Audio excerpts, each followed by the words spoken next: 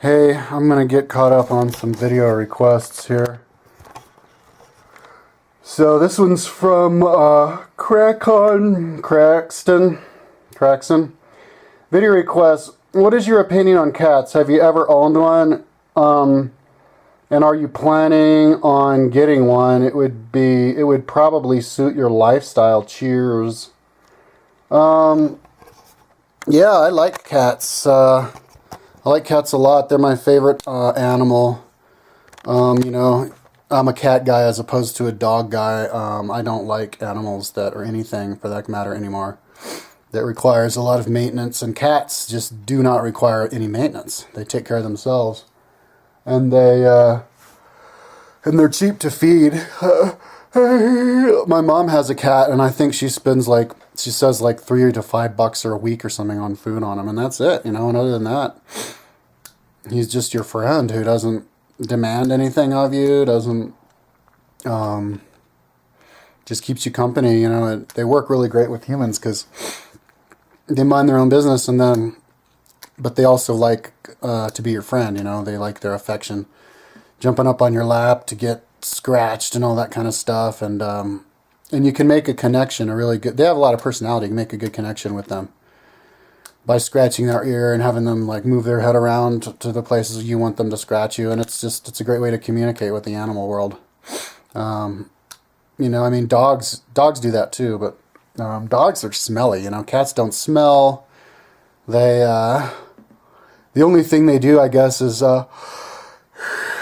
shed hair around, but you can just vacuum that stuff up. So I love cats. Have I ever owned a cat? Yeah. When I grew up, we had a cat. My dad actually had a cat, I think, before he met my mom. And we had that cat all the way up until I was like 16, So he was like 19 or something, and he died. They found him dead, like on the street, so maybe he died of old age or something. My parents declawed him in the front when I was a baby because they were afraid he'd scratch me, and I thought that was a bad idea. I don't think you should declaw a cat because if they get in a fight with another cat, like if another cat invades their territory, they can't defend themselves. And it's demoralizing for a cat to get his ass kicked just because he doesn't have claws and the other one does. And also, they can't climb around. It's more dangerous. They could fall off a tree and stuff, and I felt bad that they declawed him. But he lived a while. He did go through a period of depression for a while because he lost all the fur on his back, and we didn't know what was wrong, and then his fur came back. So, his name was Luis. And then my mom had a few cats, but they were dying. My brother had a cat that my mom was taking care of, and he turned up dead and under the porch, and then she got another cat got hit by a car, and she got another cat that turned up dead on the back porch with a bloody nose, so it like fell off a tree or something. But my mom currently has a Bengal cat, and those are cool. Those are a cool kind of cat to have if you don't like shedding. Because they don't shed as much. They're more wild than the normal cat. The one my mom has, I think, is 8 or 9 generations down from a Southeast Asian leopard cat, which is a wild cat, and they mix the leopard cat with a Siamese cat, which makes them more wild. So they run away from you. Like if I were to, in my mom's house, even though it's a normal affectionate cat, if you try to pick him up, most likely he's just going to run away from you. And most cats aren't like that. Most cats let you pick them up. But their personality is also different in that they really like water. Like if you're taking a shower, he'll peek his head into the shower, and stick his paws out and try to touch the water. And they're fascinated by water. They stick their head and look at the toilet water and stuff. And other cats don't do that, like Bengals. So Bengal cats are cool. I heard they don't get along with normal cats, though, so if you're going to have 2 cats, you want to have 2 Bengals. I saw my mom's Bengal cat who was staring at this other cat. They were looking at each other, and my mom's Bengal cat, went forward to try to, play with him, because my mom had 2 Bengal cats who played, and the cat, freaked out and, hissed at him, and she ran back in the house really quickly, so you would think the Bengal would bully on the normal cat, but it's normal cats that bully on the Bengal cats for some reason. At least that's what I saw, but, Yeah, they're about the size of normal cats. Yeah, there's lots of different kinds of cats. We've been breeding cats since the beginning of time, so they're really tame. There's this new cat, and we have cats in Egyptian hieroglyphics. So we've had cats probably since the beginning of civilization. There's this new cat that they started breeding in the '60s. It's the cat from Austin Powers with no hair, the one that Dr. Evil had. I think that's kind of cruel, though. I mean, if you're gonna have a cat like that, you definitely want to make sure that his skin is moist. He's not getting sunburn. Like don't let him outside and stuff. I don't know why you wouldn't want to have a hairless cat, but somehow they figured out how to breed them like that. And yeah, it's cool how cats look really differently, different breeds, like dogs do. Yeah, you have the cats with the really flat faces that are really furry, and then you have the ones with the long faces, and then the skinny cats and the fat cats, and it's cool. I think cats are about there's this big, the big debate we've had since the beginning of time. What's smarter, a cat or a dog? And people don't want to even throw their hat in the ring on that. A lot of the times, like my mom and brother don't want to. But in my opinion, I'd have to say that dogs are a little bit smarter because they're easier to train.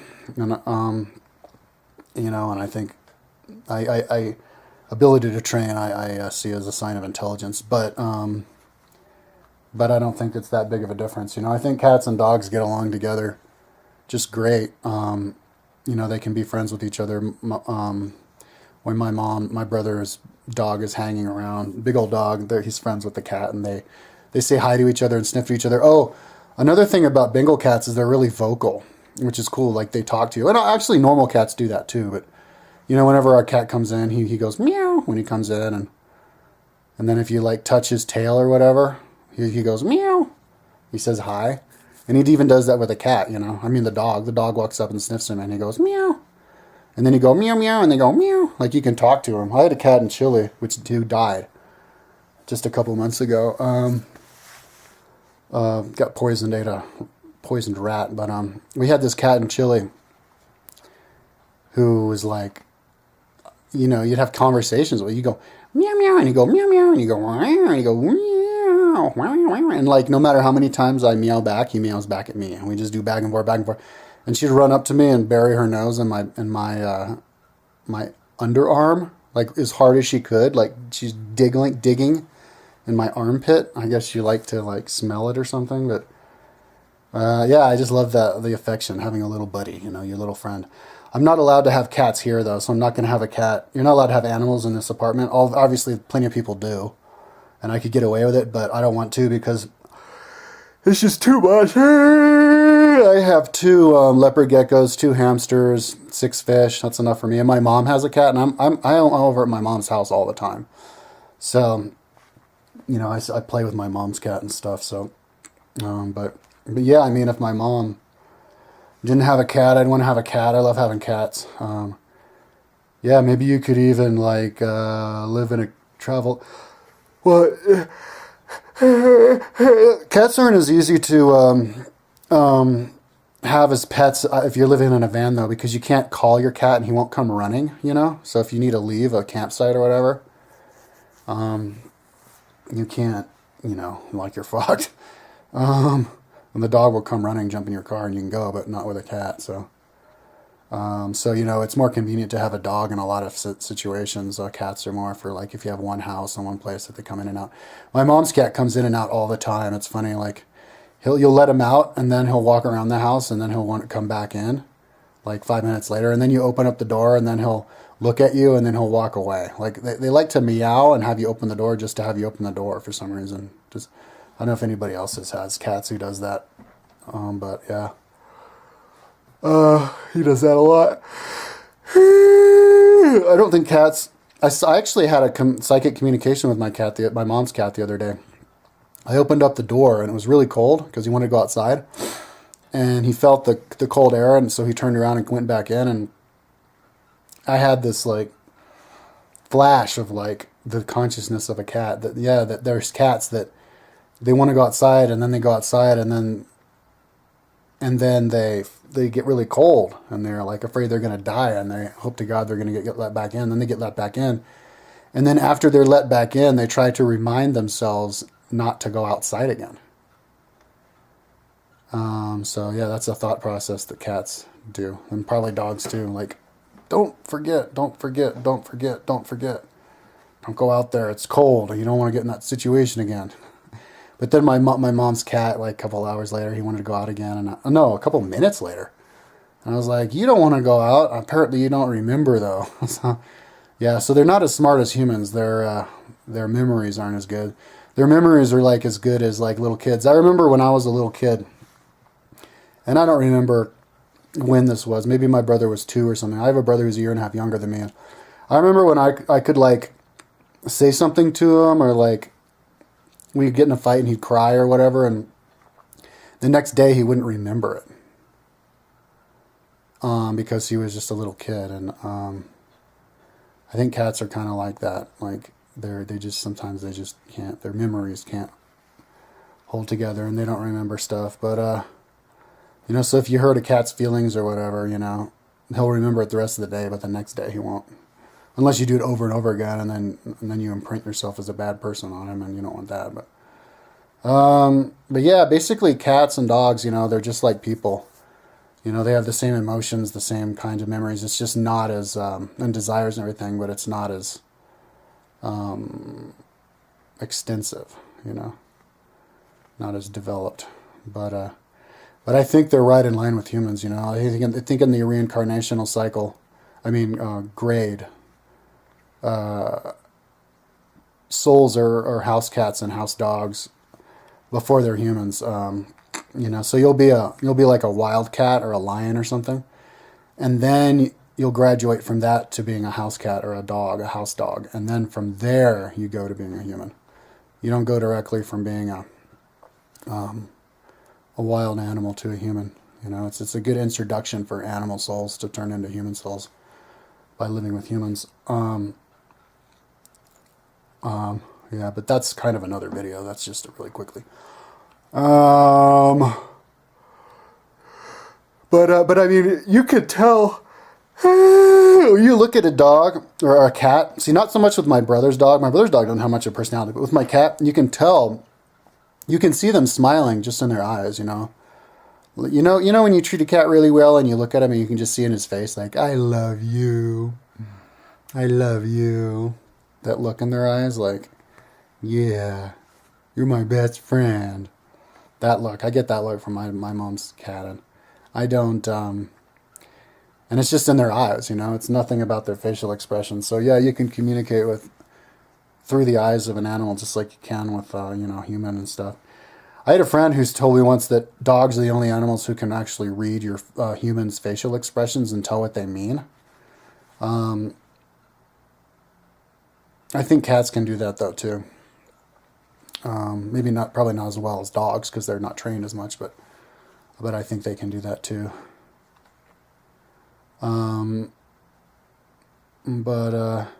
But cats mainly like respond to like sudden movements. If you do like this to a cat, he'll run away. If you do that to a dog, he'll be like, huh, what do you want? But yeah, it's cool because other animals love cats too. You know how they give kittens to gorillas in the zoo, and the gorilla pets him and plays with him just like with a normal human does with a cat, and the cat likes it. And I love seeing interspecies friendships, and even in the wild there's interspecies friendship. Badgers and coyotes team up to capture gophers. The badger digs in the hole, and the coyote waits when the gopher runs out, and then he catches them, and then they share the food. It's pretty cool. Anyways, yeah, so that's what I think about kitty cats. Oh, and as far as cat humans, like we have humans who come out of monkeys. We come from monkeys. And then you have other humanoids, intelligent humanoids who are more related to, you could almost say, come out of, reptiles. And, like in birds and stuff, the bird people. So are there people who come from cats, the cat people? And in the New Age, alien world, you have a lot of artists who write, the cat people and talk about the cat people. And, yeah, I suppose that could be possible, they'd have to develop fingers to fix stuff, but it's just, it's an order. It's one of those really interesting animals that exist, that are very wide ranging. There's lots of different kinds. You have the little house cat, and then you have the giant lions, and then the tigers, and they're everywhere. So it's a very popular order of animal, kind of like primates. You have all different kinds of primates all over the world, gorillas and little monkeys and big monkeys, and same thing with cats. So because of that, and that's more so than with dogs. Like there aren't giant dogs running around. The closest thing to a giant dog would be like a bear, but those aren't canines. So